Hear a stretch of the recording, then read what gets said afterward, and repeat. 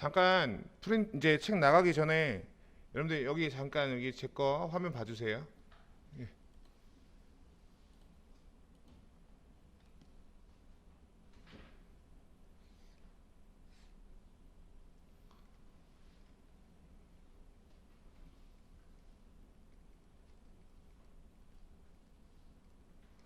자, 세무상태표 왼쪽에는 자산이 표시가 된다라고 했었고요.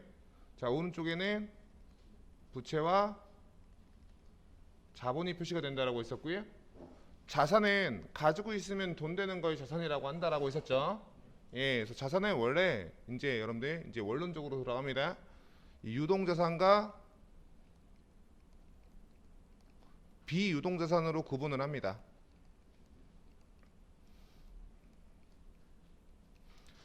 자, 유동자산과 비유동자산으로 구분을 하는데요. 유동자산이란 건 뭐냐? 자, 간단하게 그냥 정리하실 때 이렇게 정리하시면 돼요. 보유기간이 1년 이내인 자산.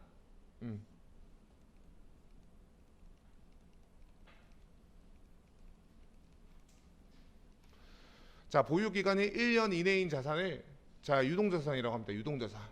또는 1년 이내에 현금화할 수 있는 자산.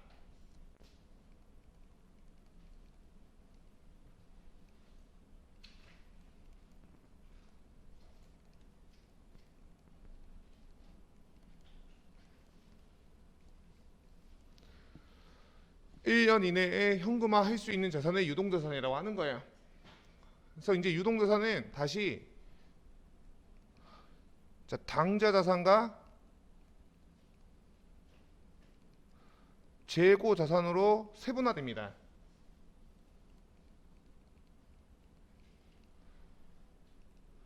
자, 재고자산이란 건 뭐냐면은 판매할 목적으로 보유하고 있는 자산이에요. 재고자산이란 거는 판매할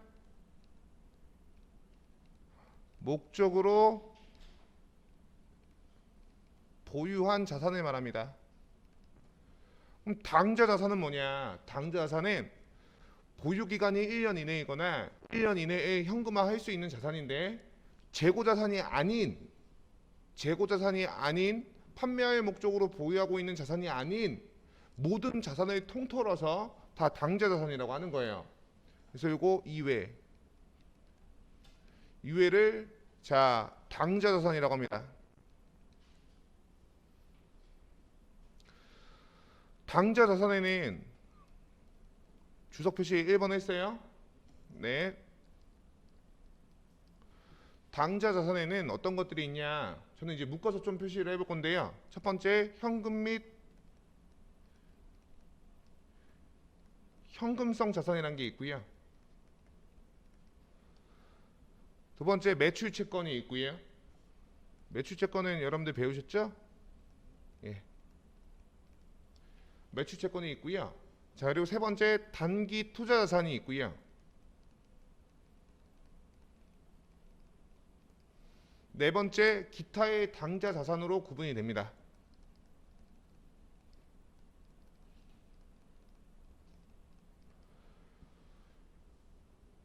이것들 다 배우시면 그때 당좌 자산이 끝나는 거예요. 그리고 나서 재고 자산 들어가겠죠, 여러분들 맞죠? 이런 식으로 이제 이론들을 쭉 배우는 거예요. 예. 자, 비유동자산이란 건 뭐냐면은 유동자산이 아닌 자산의 비유동자산이라고 하는 거예요.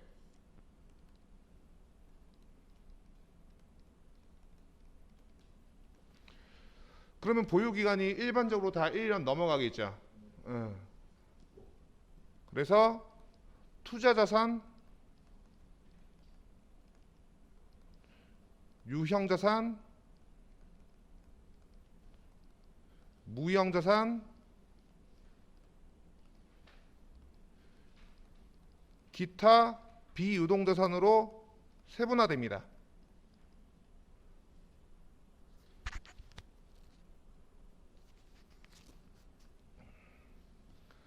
투자할 목적으로 자산을 구입했다라면은 투자자산으로 분류를 해야 되는 거예요.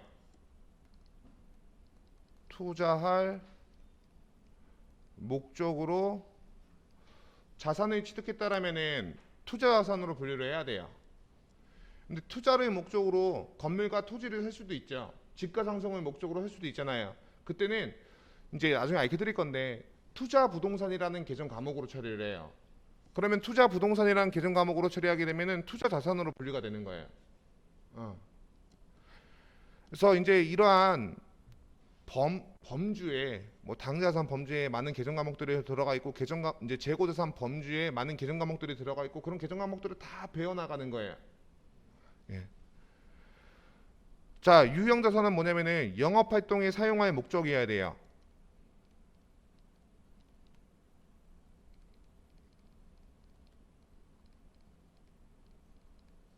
영업 활동에 사용할 목적으로 보유하고 있는 자산으로서 유형이죠. 유형이다 보니까 형체가 있는 것들. 책상, 여러분들 컴퓨터, 에어컨 뭐 이런 것들이 다 뭘로 처리한다라고 했었죠? 비품이라는 계정 과목으로 처리한다라고 했었죠. 비품이라고 처리하면 이 유형 자산으로 분류가 되는 거예요. 똑같이 무형 자산, 똑같이 영업 활동에 사용할 목적이어야 돼요. 그런데 무형이죠. 무형. 형체가 없는 거잖아요. 여기에 얼마 전에도 어저께 말씀드렸던 것 같은데 소프트웨어. 어도비사 프로그램은 매년 돈 주고 사야 된다라고 했었죠. 뭐 그런 것들이 사면은 여러분들 다 무형 자산으로 분류가 되는 거예요.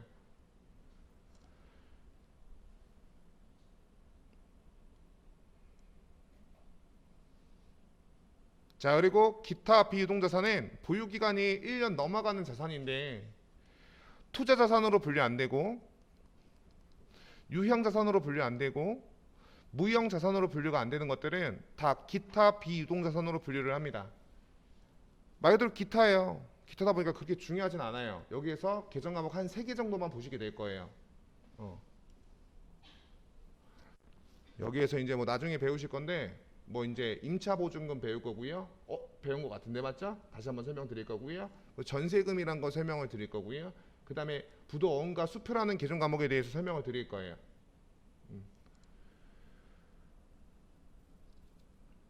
지금 보면은 자산들이 굉장히 세분화되어 있거든요. 예, 세분화되어 있어요. 그래서 이 자산 설명이 좀 오래 걸려요. 설명이 좀 오래 걸립니다. 예, 부채부터는 설명이 좀 빨라져요. 빨라지는 게 아니라 많이 드릴 게 없어요. 그래서 이 자산까지가 설명이 좀 오래 걸린다라는 거 좀 참고해 주시면 되고요. 예, 앞으로 이제 수업 나가야 될 것들인데 제가 이거를 왜 먼저 말씀을 드렸냐면은 내가 이제 수업을 배우면서 내가 어디까지 배웠구나. 내가 지금 어디까지 했고 어디까지만 나가면은 이 자산이 끝나는 거구나. 이런 것들을 조금 여러분들 알고 들어가시는 게 좋아요. 이 마라톤을 뛸 때에도 목적지를 알고 그 길에 대해서 경로를 알고 목적지를 알면은 마지막이 얼마 안 남았기 때문에 여러분들 그 힘낼 수가 있잖아요. 근데 저는 이제 군대로 얘기를 해볼게요. 저는 행군이라는 걸 했었거든요. 행군. 목적지가 어딘지 모르겠어요. 뭐 가도 끝이 없어요. 너무 힘들어요. 예. 남자분들은 그거 뭔지 아실 거예요. 맞죠? 그러니까는 목적지를 알아야 됩니다, 여러분들. 그래서 제가 이제 이런 것들 적어드린 거고, 이것도 여러분들 웃긴 거지만 시험에 나온 적이 있어요.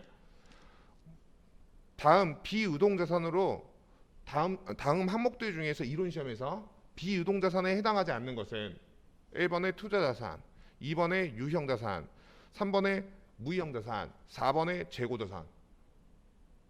이거는 저희를 무시하는 문제의 수준인 거예요. 예, 이런 건 무조건 맞춰야 되겠죠, 맞죠? 비유동자산에 해당하지 않는 것은 당연히 재고자산이잖아요. 재고자산. 재고자산은 유동자산이잖아요.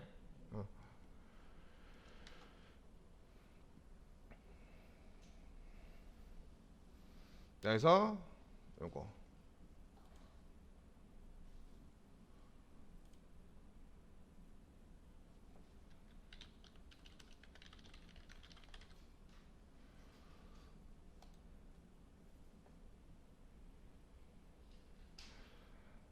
지울까요?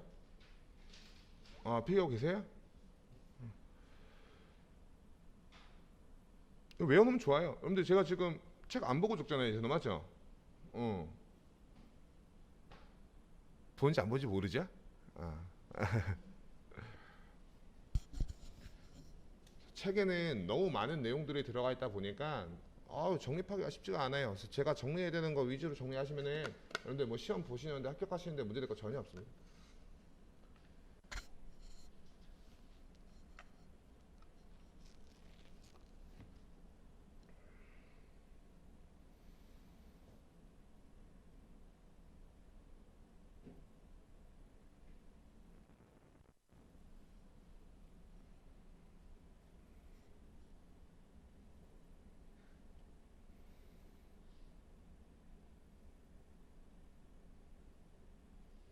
되도록이면은 웬만한 거는 다 제가 이제 알고 있는 내용대로 다 정립을 해서 자 필기를 하고 자 저장을 한 후에 데이터로 제공을 해드릴 생각이에요.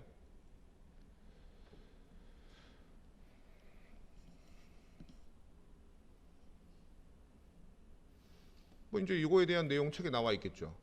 그 다음에 제가 이제 여러분들 이거 다 지우고 나서 이제 현금 및 현금성 자산에 대해서 설명이 들어가겠죠. 그러고 나서 책을 읽을 거예요. 그 책으로 추가적으로 설명드려야 되는 부분들이 더 있다면 추가로 설명을 더 드릴 거고, 그리고 좀 TMI다라고 하면은 패스. 이건 대놓고 말할 수 있을 것 같은데 솔직히 요 제공해드리는 책이 있죠. 이게 도서출판 배움 여기 대표님이랑 제가 알아요. 알아가지고 뭐 얘기를 못 하겠는데 이거는 그 대표님에 대한 내용이 아니라 저자에 대한 내용으로서 솔직히 이거는 제가 보기에 몇 년 지나면은 전산 수험서가 아니라 제가 보기에는 좀 있으면은 세무사 수험서가 될 것 같아요. 너무 막 TMI예요.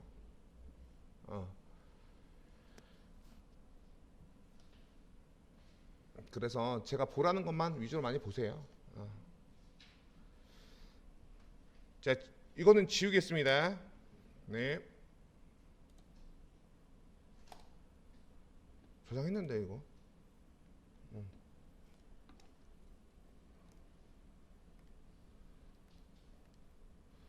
자, 잠깐 앞에 보세요. 여러분 다들 보세요. 자, 이제 현금 및 현금성 자산에 대해서 전 설명을 드릴 겁니다. 이 현금 및 현금성 자산은요, 네 가지를 한 번에 일컫는 말이에요. 여러분들, 자, 외상 매출금과 바드럼을 한 번에 일컬어서 뭐라고 하죠? 매출채권. 그런 것처럼 이것도 네 가지를 한 번에 일컫는 말이에요. 그래서 통화, 두 번째 통화 대용증권, 자, 세 번째 유급유예금. 어려운 용어 많이 나오죠? 현금성 자산. 이 네 가지를 한 번에 일컬어서 현금 및 현금성 자산이라고 합니다. 상업부기 때는요, 이때는 현금 및 현금 등가물이라고 그랬어요. 근데 명칭이 바뀌었습니다. 자, 이 통화는 우리가 알고 있는 지폐 및 주화, 동전. 요 지폐는 5만 원권까지만 들어가요. 5만 원권까지만. 그런 것들이 자, 여러분들 통화라고 하는 거고요. 통화 대용 증권이란 건 뭐냐면은 제식대로 표현을 한번 해볼게요. 현금처럼 사용이 가능하거나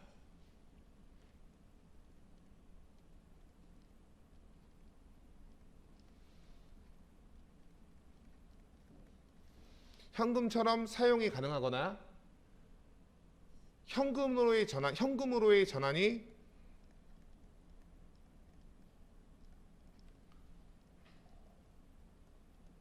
쉬운 거, 용이한 거.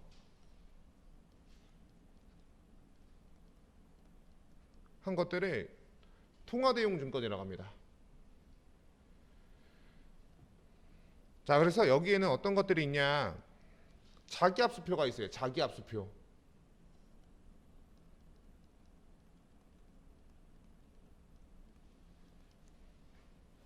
자기압수표는 어디 가서든지 현금처럼 사용이 가능하잖아요, 여러분들. 맞죠? 그리고 타인이 발행한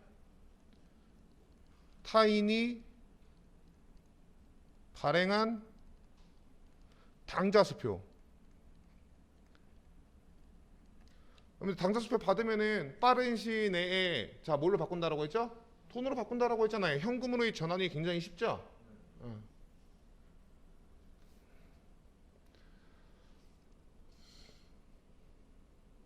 또 뭐 개인이 발행하는 가계 수표. 요즘에 나오진 않지만 개인이 발행하는 가계 수표. 각종 수표들과 여기에 들어간다라는 거야. 각종 수표가.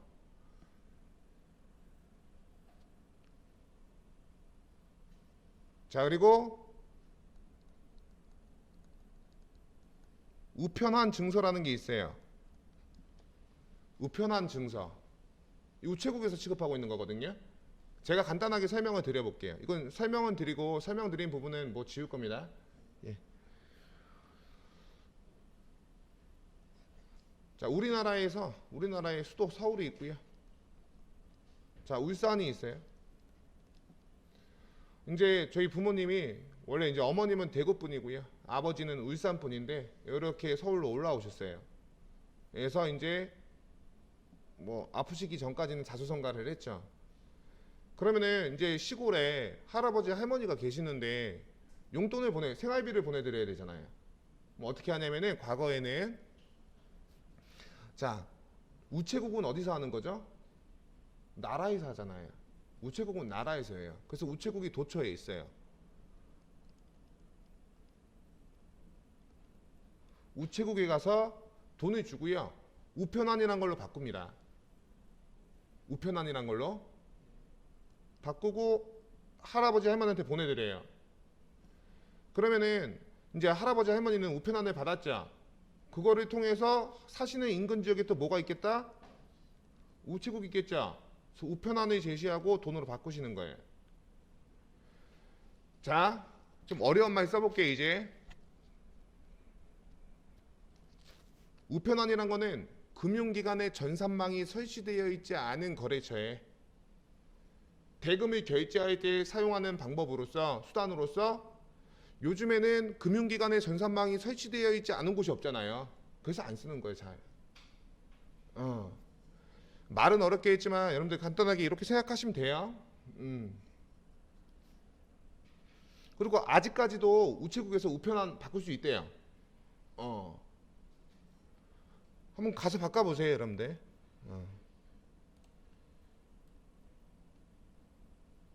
뭐 이런 거는 저희 아버지 얘기 이런 거는 제가 적을 필요는 없잖아요, 맞죠? 그 우편안이란 거 가지고 있으면 현금으로의 전환이 굉장히 쉽죠, 여러분들. 그래서 통화대용 증권으로 분류가 된다라는 거예요. 그래서 우체국에서 그냥 간단하게 이렇게 생각하시면 돼요. 우체국에서 취급하고 있는 거는 우편안이고 타 금융기관, 다른 금융기관에서 취급하고 있는 게 송금환이라고 보시면 돼요. 송금환. 다른 금융기관에서 취급하고 있는 게 네.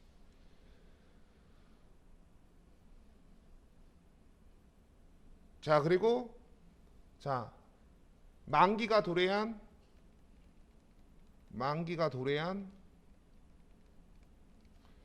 국채, 공채, 사채의 이자 지급표.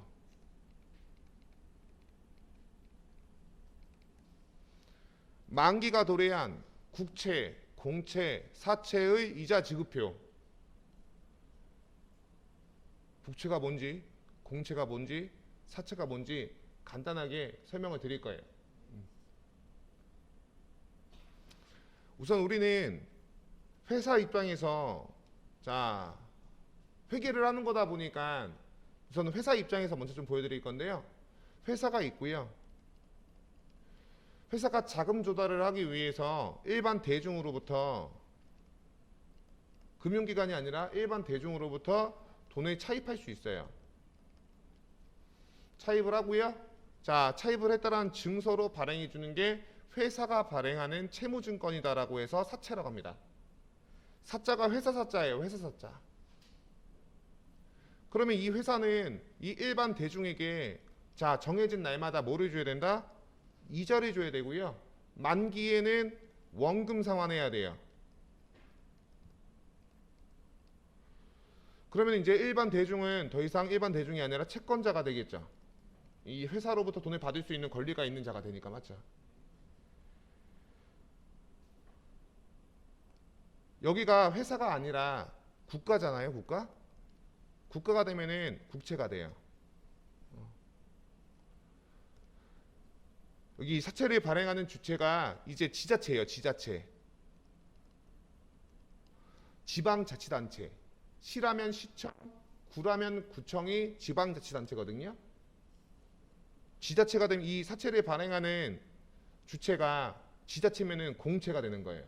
옛날에 이런 말 해도 되나 모르겠지만 여러분들 뭐 괜찮을 것 같아요. 정치적인 얘기는 원래 하지 말라 그랬는데 여러분들 유정복 씨라고 아시죠? 유정복 씨가 원래 이제 인천 사람이었는데 김포시 국회의원 했잖아요.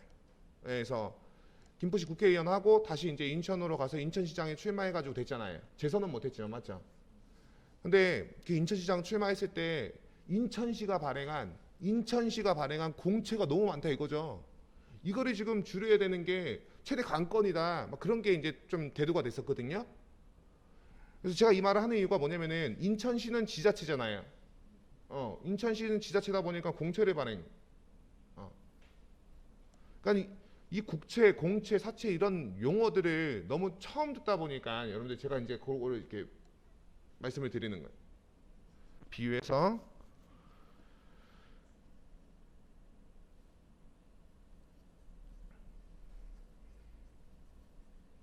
자, 그래서 이제 보면은 이제 국채 설명 드렸고 공채 설명 드렸고 사채라는 게 뭔지 설명 드렸는데 이자 지급표라는 게 뭐냐? 자, 이제 이렇게 여기 보면은 이자를 준다라고 했잖아요. 이자를 줄 때 자, 이자 지급표라는 걸로 주는 거예요. 이자 지급표. 여기에 보면은 지급처가 뭐 가령 KB라고 나와 있는 거죠. KB. 그럼 얘가 이자 지급표를 받았죠. 얘가 인근 지역에 살고 있는 인근 지역에 KB가 있을 거 아니에요. 가서 이자 지급표 제시하고 돈을 바꾸는 거예요. 그래서 현금으로의 전환이 굉장히 쉽죠. 그래서 통화대용 증권으로 들어갑니다. 현금처럼 사용 가능하거나 현금으로의 전환이 쉬운 것들은 통화대용 증권으로 분류를 하는 거예요.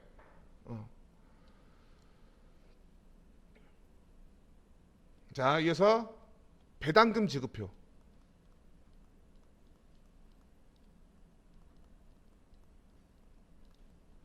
등 배당금 지급표.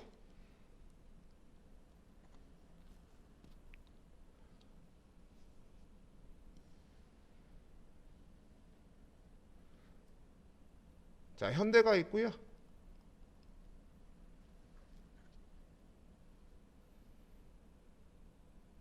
주주가 있어요. 이 현대자동차에 투자한 사람의 주주라고 하잖아요. 맞죠? 주식 가지고 있으면 여러분들 주주라고 하잖아요. 투자하고 주식 받겠죠, 여러분들. 맞죠? 원래는 주식을 받는다라고 표현을 하면 안 되고요. 주권을 받는다라고 표현을 합니다. 그 주권 안에 들어가 있는 권리가 주식이에요. 나중에 인터넷에 네이버에 주권 쳐보세요. 주권 종이로 이렇게 되어 있는 거 있어요.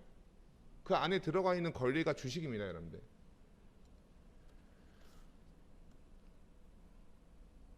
자, 그러면은 이 현대자동차는 우리 회사 주식을 가지고 있는 주주에게 뭐를 줘야 된다? 이익이 났으면 배당을 줘야 될 거 아니에요, 맞죠? 그래서 삼성전자가 여러분들 막 그 특별 배당이다라고 해가지고 배당 뿌리고 막 그러잖아요, 여러분들 맞죠? 배당을 줄 때 여러분들 배당금 지급표라는 걸로 줍니다. 여기에 보면은 지급처가 SC라고 나왔어요. SC 제일은행이라고 나와 있는 거예요. 그러면은 이 주주가 살고 있는 인근 지역에 SC가 있을 거 아니에요, 맞죠? 배당금 지급표 제시하고 돈으로 바꾸는 거예요. 현금으로의 전환이 굉장히 쉽죠. 제 친구 중에 전모식이라고 그 현대자동차 이제 양재 본사의 원가관리팀에 있는 친구가 있거든요. 근데 그 친구가 옛날에 저희 단톡방에 걔는 이제 자사주를 가지고 있어요. 근데 단톡방에 그 배당금 지급표를 올린 적이 있어요.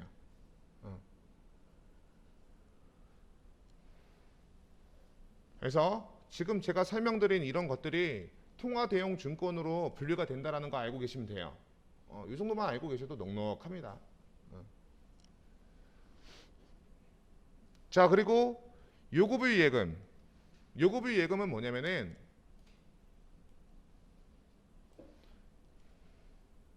언제든지 입금과 출금이 가능한 예금이에요.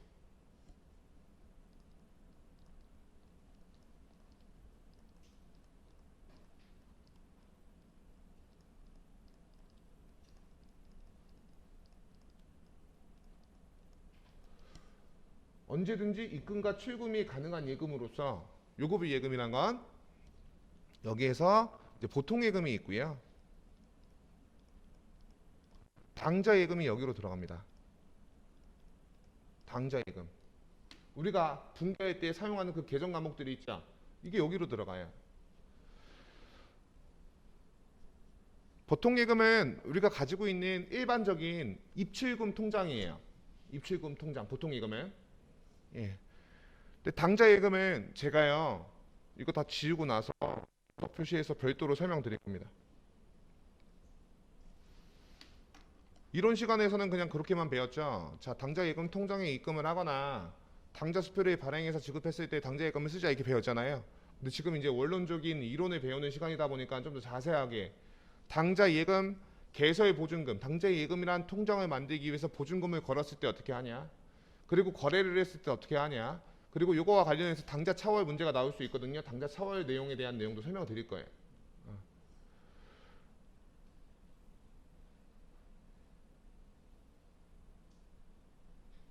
막 후회하고 계신 거 아니잖아요, 여러분들. 맞죠?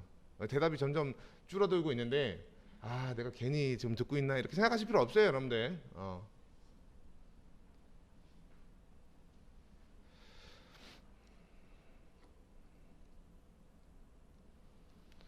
자, 그래서 이건 당좌 예금은 별도로 추가 설명한다라고 했고요. 네. 자, 현금성 자산이란 건 뭐냐면은 취득일로부터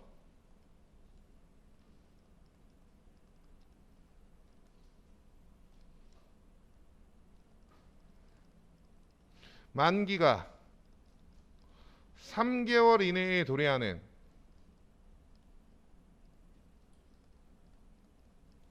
금융상품의 자산을 말한다.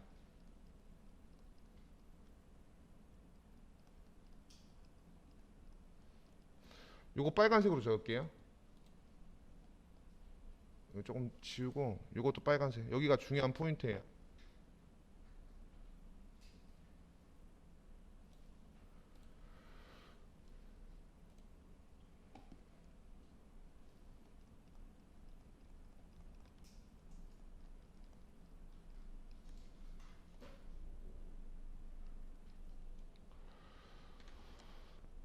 저는 가장 대표적인 예로 드라마에서도 나왔던 이제 CD로 설명을 합니다. CD. CD란 건 뭐냐면은 양도성 예금 증서예요. 드라마에서 언제 나왔냐? 여러분들 그 옛날에 그 김태희 씨와 그 주원의 드라마가 있었어요. 용팔이. 맞죠? 근데 이제 그러잖아요. 이제 주원이 그 병원에 이렇게 잔입을 해서 김태희를 이렇게 빼내는 거잖아요. 맞잖아요. 안 보신 분들 많구나. 그래서 이제 그 김태희가 그래요. 나를 여기서 빼내주면은 내가 너한테 10억을 주겠다. 라고 하면서 태블릿 PC를 이렇게 딱 오픈을 해서 보여줬거든요. 거기에 나와 있는 게 CD, 양도성 예금 증서였어요. 거기에서 김태희가 서명날이 나면은 그 10억은 누구께 된다? 주원께 되는 거였죠. 근데 더 큰 걸 얻었죠. 맞죠? 김태희를 얻었죠. 드라마상에서 김태희를 얻었잖아요. 맞죠? 말이 잘못한 거 아니잖아요. 맞죠? 그래서 타인에게 양도가 가능한 예금 증서가 양도성 예금 증서예요. 예. 그래서 CD, 영어로 이제 아까 CD라고 하는데 이런 금융 상품들을 외우실 필요가 없어요. 우리 회계는 이 지금 뭐 금융과 상관이 없는 거잖아요. 지금 여기서는. 맞죠? 그래서 이 금융 상품 CD를 외우는 건 아니고요. 깜짝 놀랐네. 빨간색을 외우시는 거예요. 취득일 엔드 만기가 3개월 이내. 요거를 아셔야 돼요. 만약에 이렇게 나오면 틀리는 거예요. 현금성 자산에 대한 정의로서 보고기간 종료일로부터 보고기간 종료일이 12월 31일이거든요. 12월 31일로부터 만기가 3개월 이내에 도래하는 금융상품 등에 대한 자산을 말한다라고 하면 틀린 거죠. 보고기간 종료일이 12월 31일이 아니라 취득한 날로부터잖아요. 맞죠? 네.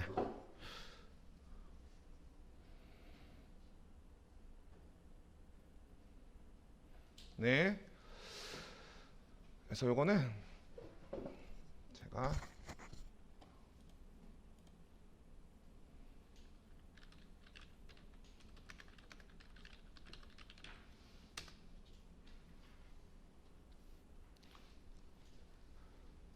야구 적을 거고요. 요런 거는 살렸어요. 요런 거는 살렸고 그냥 저희 아버지 얘기한 거 이런 것들은 그냥 없앴습니다. 예. 자, 요거 지우고 당좌 예금 설명드리고 관련되는 부분 읽어보겠습니다. 당좌 예금부터 설명을 드릴게요. 지워도 되죠? 예.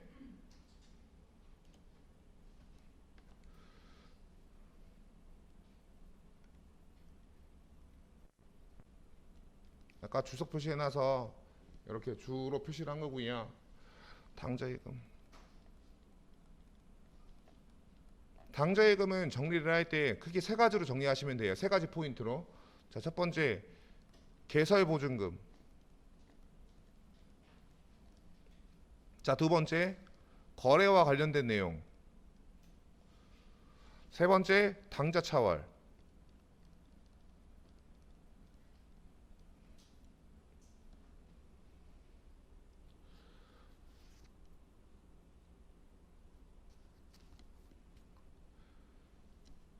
자, 여기 보시면은 자, 보세요. 여러분들 보세요. 자, 어차피 제가 다 저장해서 드리잖아요. 맞죠? 은행에 가서 당좌 예금 통장을 만들어 왔더니 은행에서 그러는 거예요. 이 당좌 예금 통장을 만들기 위해서는 뭐를 보증금을 걸어야 된다. 100만 원에서 300만 원 이내에서 보증금을 걸어야 됩니다라고 한 거예요. 그래서 이 당좌 예금이라는 통장을 개설하기 위해서 보증금을 건 거죠. 그 보증금 건 거는 회계 처리를 어떻게 하냐? 현금으로 줬다라고 가정을 해볼게요. 그냥 뭐 계좌이체 할까요? 이게 중요한 건 아닌데.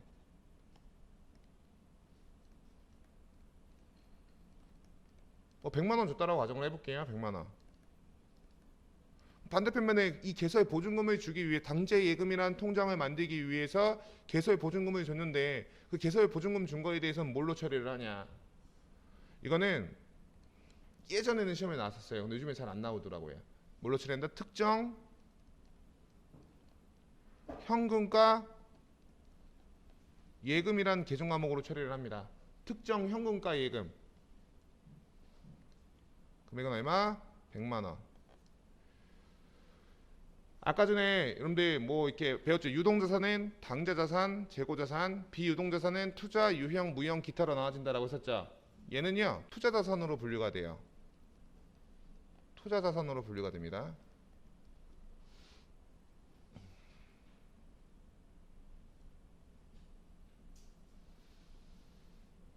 자, 이어서 이제 거래로 갈 건데요. 이거는 아시는 내용이에요. 당좌 수표를 받으면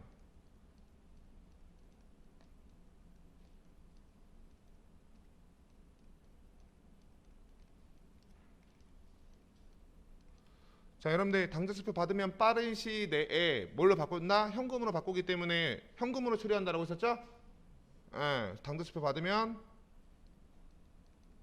현금으로 처리할 거고 맞죠? 당좌 수표를 발행해서 지급하면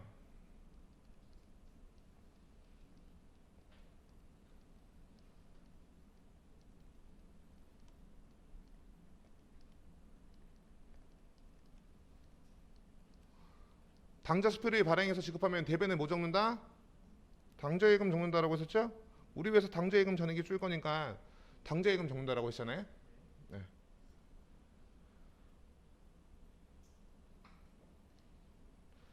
살짝 응용해 볼게요. 책에 내용이 있기 때문에 그러는 거예요. 응용해 볼게요. 응용. 제가요 타인이 발행한 당좌 수표를 받았어요. 그러면 여러분들 받은 시점에 뭘로 처리한다? 현금으로 처리하겠죠. 얼마. 자, 그런데 제가 대금을 결제하는 과정에서 당좌 수표를 만들어서 줬다라면 당좌 예금 적으면 되죠. 그런데 대금 결제를 어떻게 했냐면은 타인으로부터 받은 당좌 수표로 대금 결제를 해준 거예요.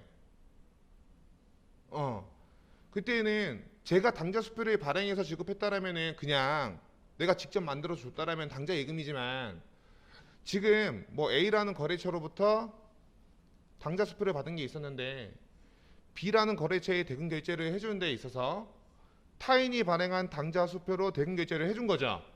그때는 여기에는 뭐가 들어간다? 현금이 들어갑니다.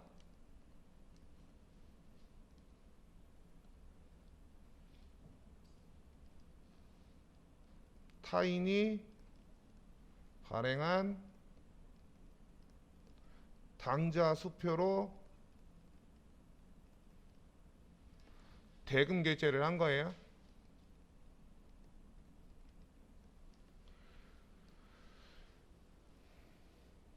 여기서는 이제 A가 되겠죠. B라는 거래처에 대금 결제를 해줬는데 A가 발행한 당좌 수표로 대금 결제를 한 거잖아요. 맞죠? 그때는 여기에 뭐가 들어간다? 현금이 들어간다. 이런 게 나오면 이제 틀리는 거예요. 근데 이제 회계 1급에서는 거의 많이 나온 적은 없어요. 한 두 번인가 나온 걸로 기억하고 있거든요. 예.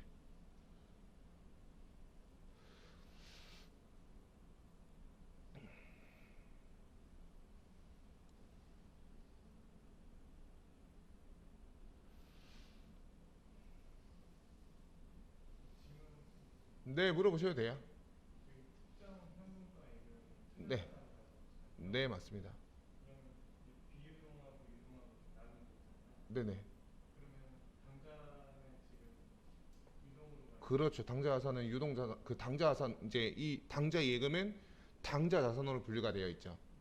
근데 이제 개설 보증금 건 거는 요는 투자자산으로 분류가 돼요. 이따가 이제 나중에 투자자산 배우시면은 요놈 나올 거예요. 특정 현금가 예금 있다고.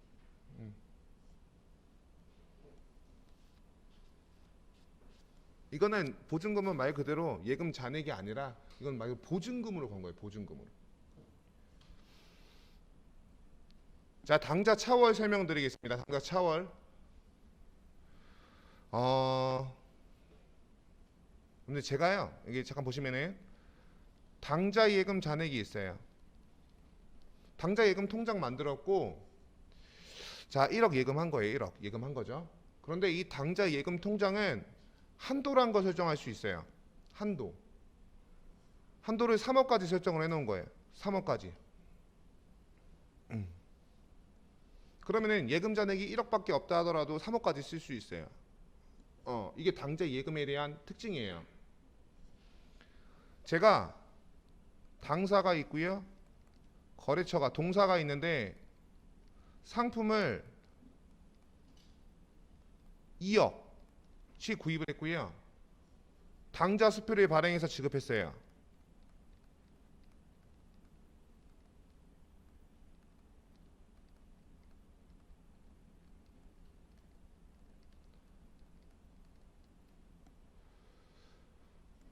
갑자기 막 제가 좀 이렇게 다르게 보이거나 그러지 않죠, 여러분들? 선생님이 그래도 좀 나름 유숙했네.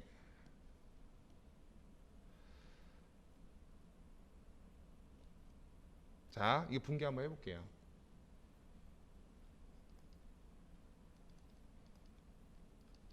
자, 상품 2억이 들어오죠. 당좌 수표를 발행해서 지급했대요. 자, 그러면은 당좌 예금 잔액이 쪼이잖아요. 당좌 예금 잔액으로 근데 얼마밖에 없다? 1억밖에 없죠. 그래서 당좌 예금 1억 적는 거예요.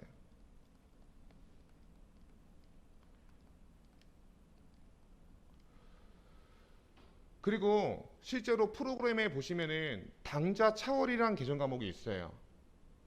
이 시점에 만약에 당좌 차월로 처리를 했다라면은 이렇게 당좌 차월로 처리했다라면은 시간이 지나서 12월 31일에 이 당좌 차월을 넘겨서 없애고 얼마? 1억을 넘겨서 없애고 단기 차입금으로 변경하는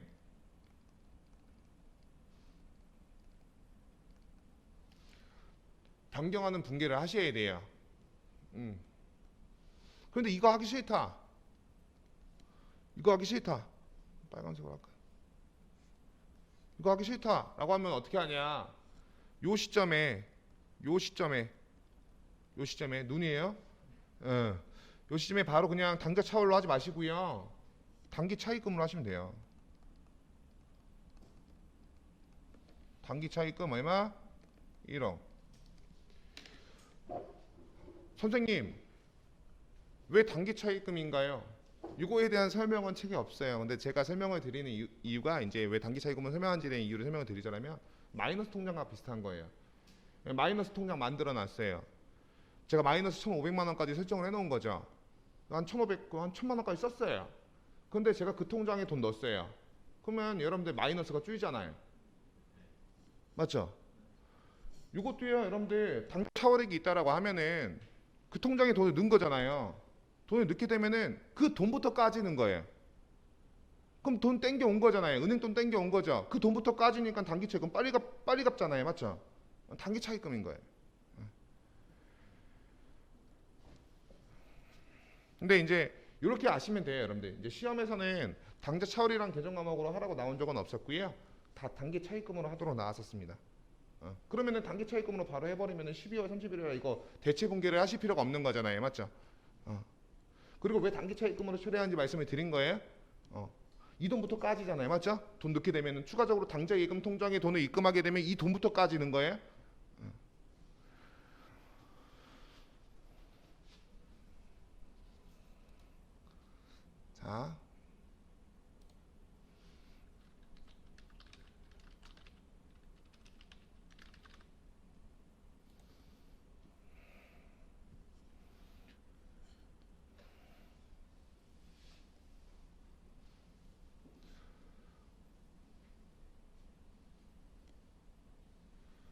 자, 이제 나간 부분 읽어볼 겁니다.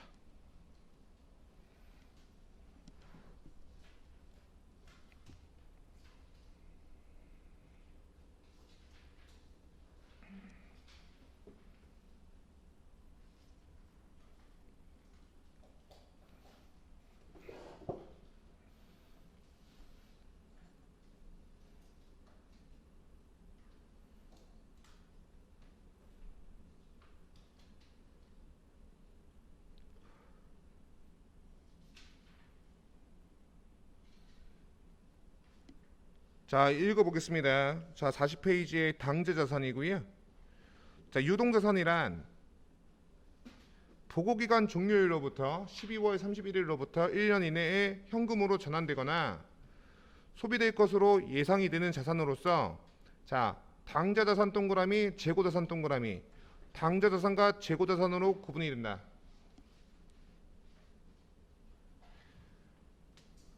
다만이란 말은 모르셔도 되는데 제가 알켜는 드릴게요. 여기 보면은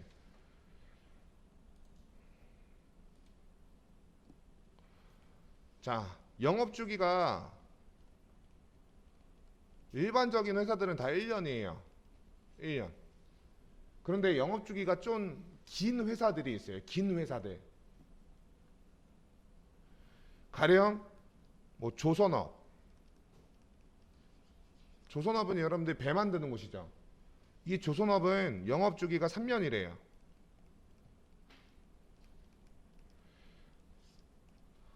뭐 주문 받아서 뭐 배를 주문 받아서 여러분들 뭐 만들어서 판매하기까지 기간이 걸린다 이거죠. 배가 진짜 요즘에 부의 상징이잖아요. 예. 옛날에는 가크렌저였는데 진짜 요즘에 부의 상징은 배라고 하더라고요. 그래서 조선업 같은 경우에 대해서는 영업 주기가 3년인 거예요.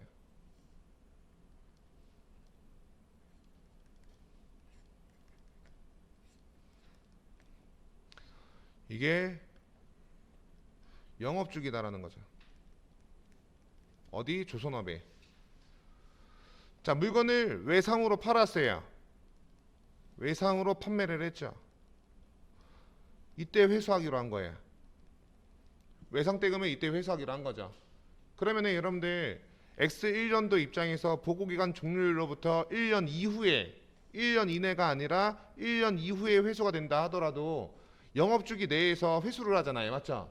이때에는 유동자산으로 분류할 수 있다라는 거예요.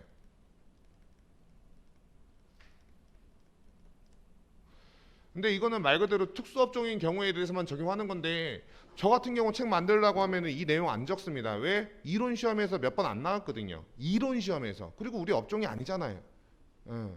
그러니까 이런 것들은 솔직히 늘 필요가 없어요. 한번 제가 읽어볼게요. 이제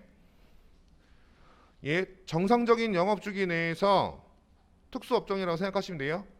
현금으로 전환되거나 소비될 것으로 예상되는 자산은 보고기간 종료일로부터 12월 31일로부터 1년 이내에 실현되지 않는다 하더라도 자 유동자산으로 분류할 수 있다라고 나와 있잖아요. 맞죠? 특수업종인 경우만 생각하시면 돼요. 그래서 당좌자산은 유동자산 중에서 기업이 필요에 따라 언제든지 현금화가 가능한 자산으로 현금 및 현금성 자산, 자 단기 금융상품, 단기 매매 증권, 단기 대여금, 저는 이거 묶어가지고요 단기 투자자산이라고 적어드린 거예요.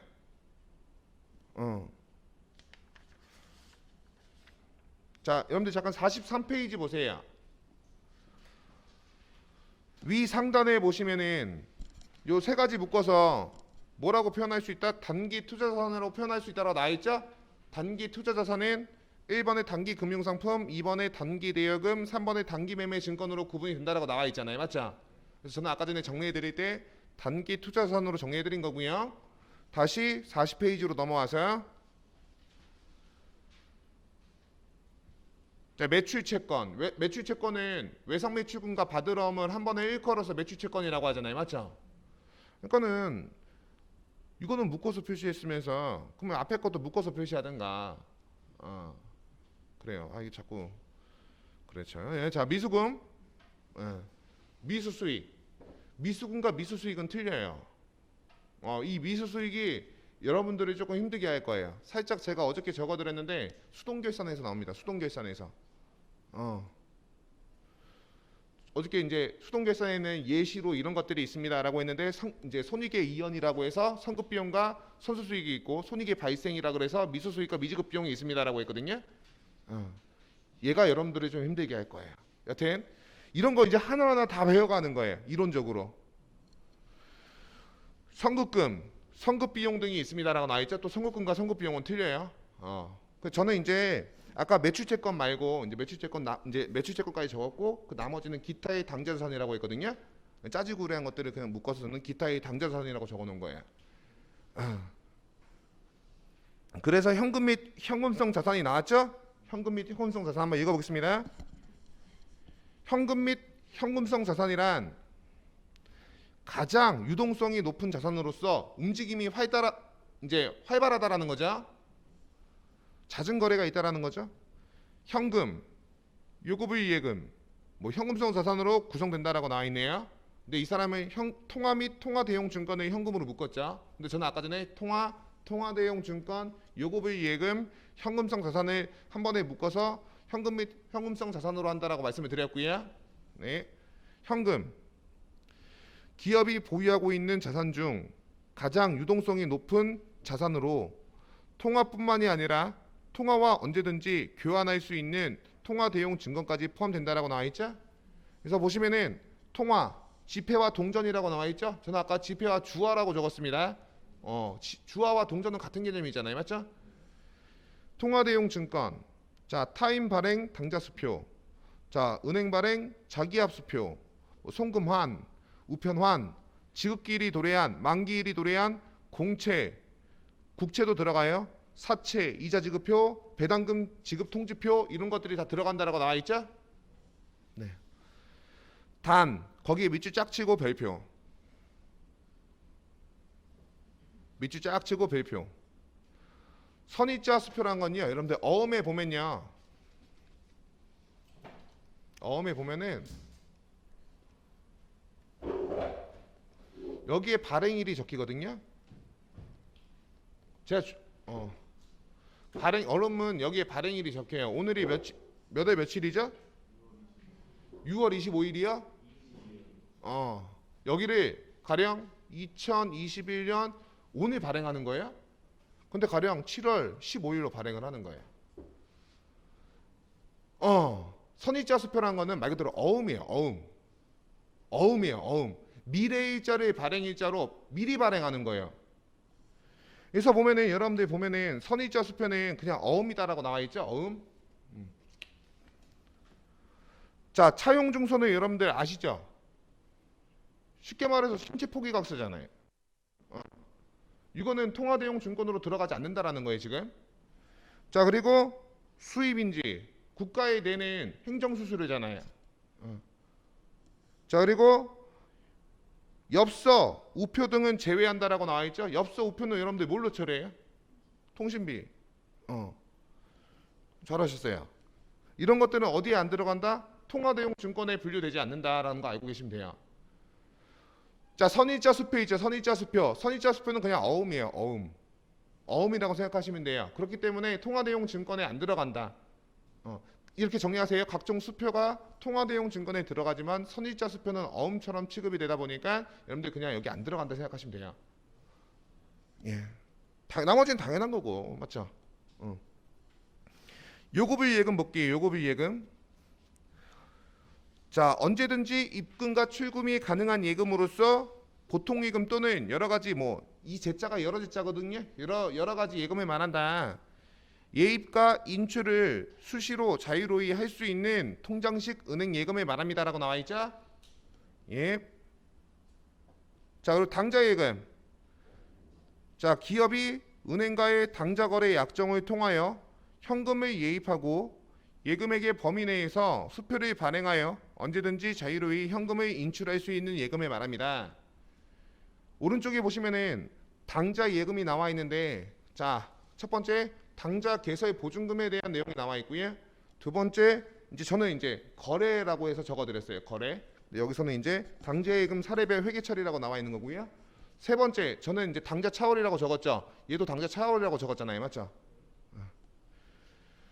자, 볼게요. 당좌 개설 보증금. 법인 또는 개인 사업자가 은행에 당좌 예금을 개설하려고 할 경우 당좌 개설 보증금을 예치하여야 하며, 자, 이 보증금은 당좌 어음 수표가 부도 처리된 경우 부도 수표 어음 처리 수수료, 부도 제재금 등의 비용을 충당하기 위한 것이다라고 나와 있죠. 그래서 밑에 보시면은 현금이 나갔나 봐요. 대변에 현금 적혀져 있죠. 그리고 보증금 관과에 대해서는 특정 현금가 예금으로 처리한다라고 나와 있죠. 특정 현금가 예금은 투자 자산으로 분류가 된다라고 나와 있고요. 자, 이어서 당좌 예금 사례별 회계 처리 보시면은 당좌 수표를 발행해서 지급했대요. 대변에 뭐 적혀져 있죠? 당좌 예금 적혀져 있죠. 너무 많이 있잖아요. 자, 두 번째 보시면은 자기압 수표 줬대요. 자기압 수표. 자기압 수표는 여러분들 자기압 수표는 어디 가서든지 현금처럼 쓸 수 있기 때문에 자기압 수표 줬을 때는 현금 쓰면 되는 거잖아요, 맞죠? 타인이 발행한 당좌 수표를 받았대요.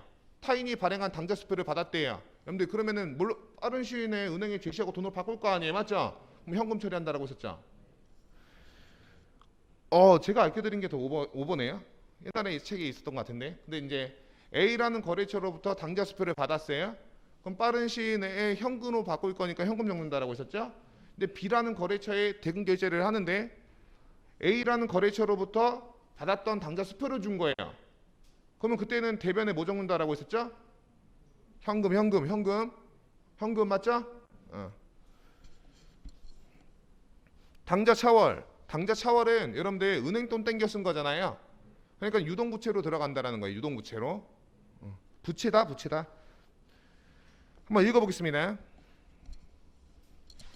기업은 당좌 예금의 한도 내에서만 당좌 수표를 발행할 수 있다. 그러나 은행과 당좌 차월 약정에 의하여 당좌 예금 잔액을 초과하더라도 은행이 이를 대신 지급해 주는 계약에 의하여 당좌 수표를 발행할 수 있다. 당좌 예금 초과액을 당좌 차월이라고 하며 12월 31일에 단기 차입금으로 분류한다. 단기 차입금으로 처리를 했다라면은 12월 31일 날 넘겨서 없애고 단기 차입금으로 변경한다라고 했잖아요. 맞죠? 다만 자, 한 계정제를 사용하는 경우 한 가지의 계정 과목을 쓰는 경우에 대해서는 기존 당좌 예금 계정으로 처리를 하고 결산 시 당좌 예금 계정으로 처리를 하고 당좌 차월로 처리를 하고 12월 31일 날 당좌 차월 금액을 단기 차입금으로 변경한다. 이렇게 나와야겠죠, 여러분들 맞죠? 자, 밑에 보시면은 당좌 차월이 발생했을 경우 밑에 보시면 여러분들 회계 처리 보세요. 예, 원재료 매입 대금 5,000원을 당좌 수표를 발행하여 지급하였다. 당좌 예금 잔액은 3,000원밖에 없대요. 원재료가 5,000원이 들어왔고요. 대변에 당좌 예금이 3,000원밖에 없으니까 3,000원이 적혀져 있고요. 자, 나머지는 여러분들 지금 단기 차입금으로 처리가 된 거죠? 자, 그리고 그 당좌 예금 통장에 자, 외상대를 회수해서 넣었다라는 거예요. 밑에 있는 회계 처리는 외상 매출금 5,000원이 당좌 예금 통장에 입금이 되었다라는 거죠. 그러면 여러분들 아까 마이너스 통장 얘기했는데 마이너스 통장 여러분들 돈 넣으면 마이너스부터 까이잖아요. 그거랑 같은 논리예요. 그래서 지금 보면은 단기 차입금부터 까진 거죠. 그래서 단기 차입금부터 까져가지고 5,000원 넣었지만 단기 차입금 2,000원부터 없앤 후에 나머지 당좌 예금 잔액으로 증가하는 돈은 3,000원인 거죠. 근데 밑에 거 분기 나온 적은 없어요, 시험에. 자, 넘어가서 볼게요.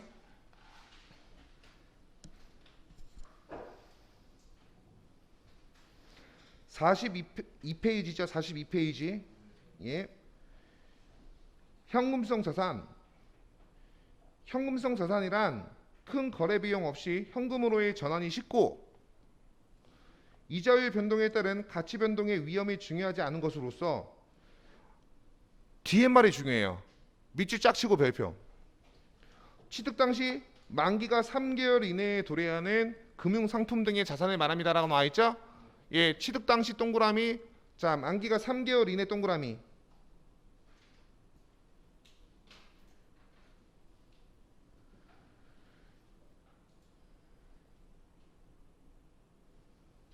자, 그래서 취득 당시 만기가 3개월 이내에 도래하는 채권 및 환매채 3개월 이내에 환매 조건이 있어야 된다는 거고요. 다시 산다라는 조건이 있어야 된다는 거고요.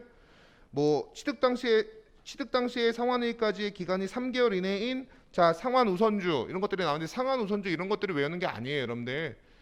보면은 이제 취득 당시 동그라미 자, 3개월 이내 동그라미 이런 식으로 구분을 하는 거예요.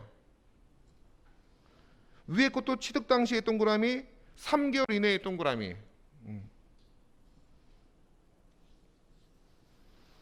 자, 그리고 저는요 그 밑에 있는 내용이 현금과 부족인데 저는 이거를요 원래는 기타의 당좌자산 쪽에서 설명을 하거든요. 근데 저자는 이제 현금 설명하면서 같이 묶어서 빼버린 거예요. 그래서 있으니까 설명을 드릴 건데 식사 드시고 오셔서 여러분들 이제 점심시간 후에 정리 다 해드리고 또 책 읽어보는 쪽으로 들어갈 겁니다. 예, 어저께 저희가 조금 오버해서 수업을 했잖아요, 맞죠? 많이 좀 오버페이스 했지만 맞죠? 그래서 오늘 지금부터 점심시간 드릴게요. 네, 점심시간 가지시고 이제 1시 반에 오셔서 여러분들 이어서 또 이론 나가겠습니다. 네, 식사 맛있게 하십시오.